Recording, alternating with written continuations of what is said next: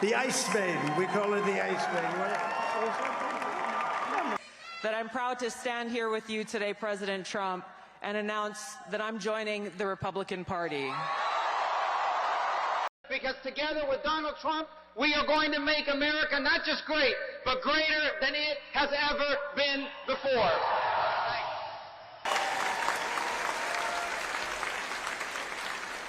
What we're seeing, unfortunately, is with the second administration of the Trump administration, a regression in trying to get to a truly reflective democracy.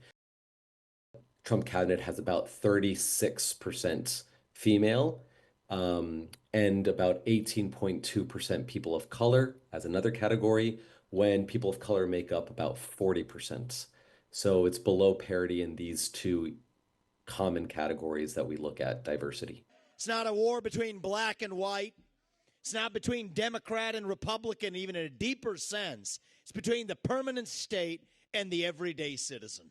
Freedom will make America wealthy again.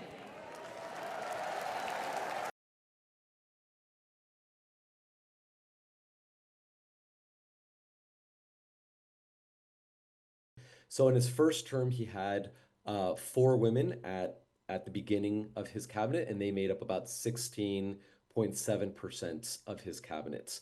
Again, way below the 50.8% of our population, but that was the number. And coming in now, he's got 8 women, so double the number of women in his second term than in his first term. That make in this second administration coming in January, if they're all confirmed, depending on the few remaining positions still to be filled, they'll make up approximately 30.8%. So better than the first term, but still nowhere close to what we should have in a reflective democracy of 50.8%.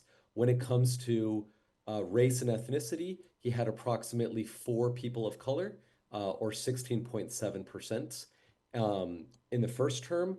And in this time, he's got that same number, 4 people, so hovering between that 15 and 16%. And people of color in America make up close to 40%. So no progress at all when it comes to race and ethnicity, double the progress, but still below parity when it comes to gender. I've prosecuted hundreds of jury trials in a courtroom very similar to the one today.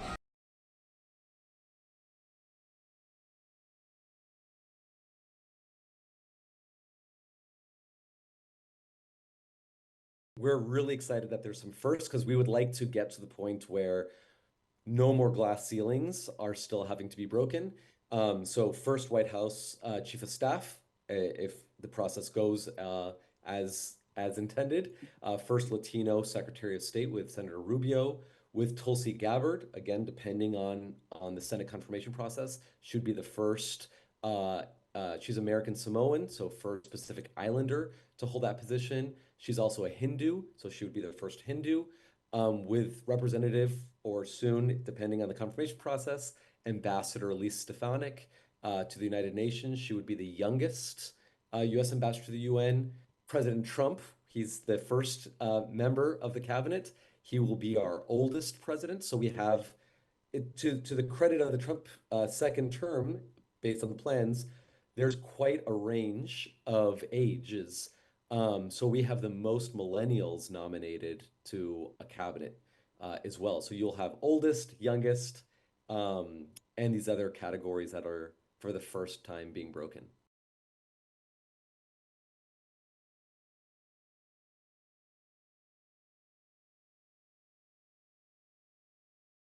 Even in the midst of a pandemic, our economy was stronger, our people were safer, and the world, our enemies respected us more. We were more feared and respected and safer in the world. And elect President Donald J. Trump and send him back to the White House to do the tough work of saving our country and serving the people. Thank you very much. Thank you very much, Mr. President. Does that speech not call for the genocide of Jews and the elimination of Israel? You testify that you understand that is the definition of intifada.